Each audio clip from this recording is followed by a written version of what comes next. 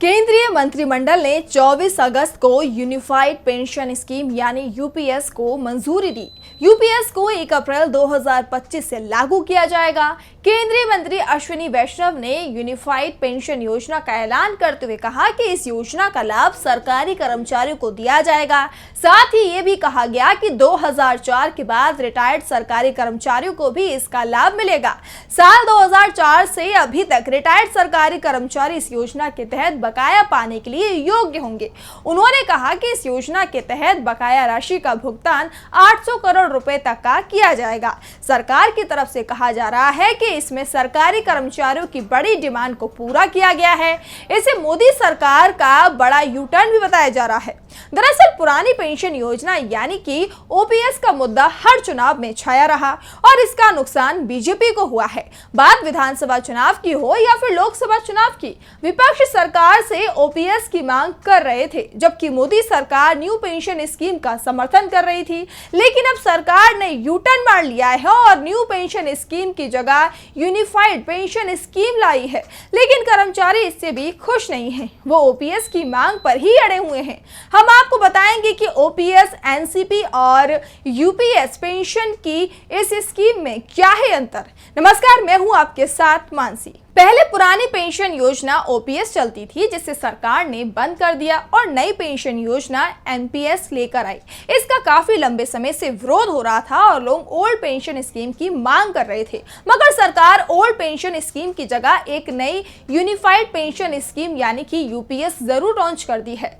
OPS की बात करें तो ये योजना पहले से ही सरकारी कर्मचारियों के बीच लोकप्रिय थी, क्योंकि ये अंतिम वेतन के आधार पर पेंशन के रूप में एक तय रकम दी जाती थी। इस योजना को बदलकर नई पेंशन योजना यानी एनपीएस लाई गई। जो कर्मचारी 2004 के बाद सेवा में आए उनके लिए इसे अनिवार्य कर दिया गया। एनपीएस में पेंशन की गारंटी नहीं होती, बल्कि इसमें कर्मचारी और सरकार के योगदान से एक कोष बनता है, जिससे रिटायरमेंट के बाद पेंशन मिलती है। इसमें निवेश के जरिए लाभ की संभावना होती है, लेकिन पेंशन रकम तय नहीं होती है, यानी कर्मचारियों का भविष्य डामाडोल बना रहता है। एनपीएस लागू हुई उसी दिन से इसका विरोध भी शुरू हो गया था और अब यह विरोध तेजी पकड़ चुका है। तो सरकार यूपीएस लेकर आई। सरकार दावा कर रही थी कि इसमें एनपीएस में आ रही तमाम शिकायतों को दूर कर दिया गया है, लेकिन जो केंद्र और राज्य के कर्मचारी हैं उनका कहना है कि एनपीएस की ही रीपैकेजिंग कर दी गई है। उनकी अब भी डिमांड पुरानी पेंशन योजना ही है और वो इसके लिए अपनी लड़ाई जारी रखेंगे। एक सवाल ये भी उठ रहा है कि आखिर सरकार इसे लोकसभा चुनाव के 2 महीने बाद ही क्यों लाई? तो इसका जवाब है विपक्ष का दबाव और मोदी सरकार की कमजोरी। कश्मीर में राहुल गांधी ने तो यहां तक दावा कर दिया था कि इस बार मोदी सरकार को कांग्रेस का कार्यकर्ता चलाएगा। मोदी सरकार एनपीएस को लेकर मुश्किल में थी और उसकी इन मुश्किलों को इंडिया गठबंधन की सरकारों ने बढ़ा दिया था।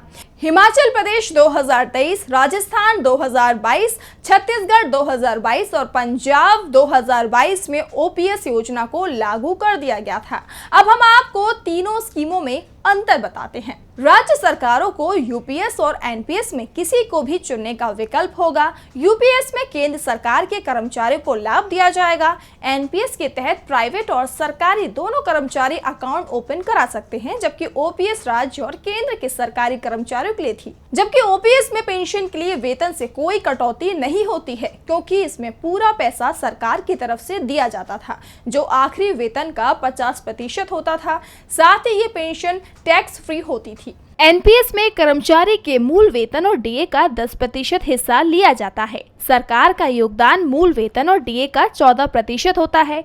रिटायरमेंट के दौरान 60% टैक्स फ्री विड्रॉल, लेकिन इसमें पेंशन में मिलने वाली रकम तय नहीं है।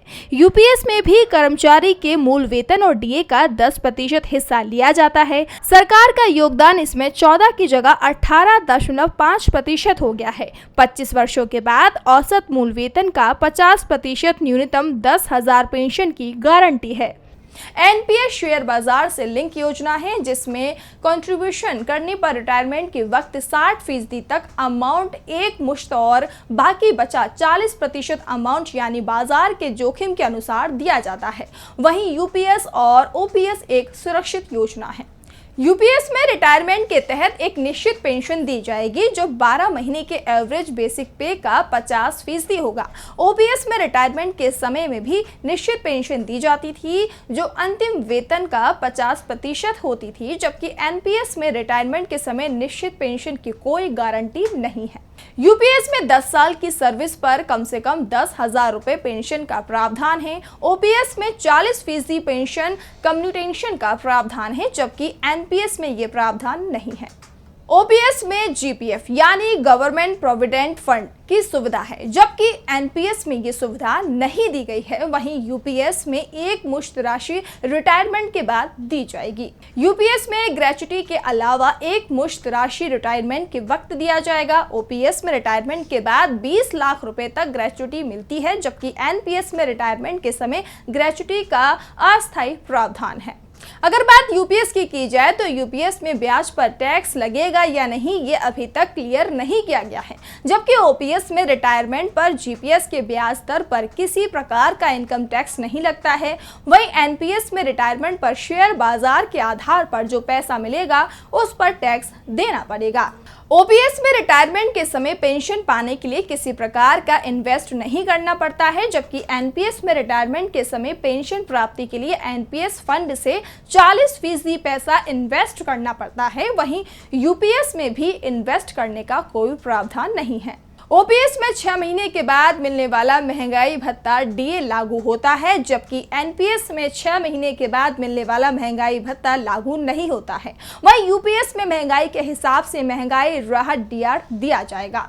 साफ है, अगर हम ओपीएस, एनपीएस और यूपीएस तीनों पेंशन स्कीम को आपस में उनकी तुलना करें और इनमें से किसी एक को चुनने का विकल्प दिया जाए तो कर्मचारियों की पहली और आखिरी पसंद ओपीएस ही रहेगी। National mission for old pension scheme के राष्ट्रीय अध्यक्ष डॉक्टर मंजीत सिंह पटेल ने तो यूपीएस को पूरी तरह से खारिज कर दिया। उन्होंने एक्स पर लिखा, सरकार ने सरकारी अंशदान बढ़ाकर 18.5% कर दिया है।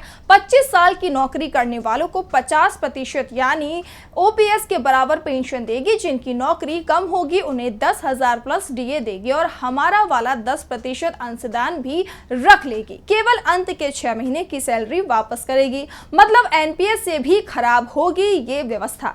कोई क्यों यूपीएस को ऑप्ट करेगा? हम अपना पैसा सरकार को खाने नहीं देंगे किसी भी हाल में। दरअसल कर्मचारियों की सबसे बड़ी शिकायत तो यूपीएस स्कीम से अपने अंशदान को लेकर ही है। जिस तरह से पुरानी पेंशन योजना में उन्हें अपनी सैलरी से कुछ भी नहीं देना पड़ता था, उसी तरह से इस योजना में भी कर्मचारियों की सैलरी से एक भी पैसा नहीं लिया जाना चाहिए। अगर कर्मचारियों को 10% कंट्रीब्यूट करना पड़ता है तो फिर एनपीएस और ओपीएस में कोई बड़ा अंतर नहीं रह जाएगा। आपको क्या लगता है हमारी इस रिपोर्ट को देखने के बाद? हमें कमेंट बॉक्स में जरूर बताएं।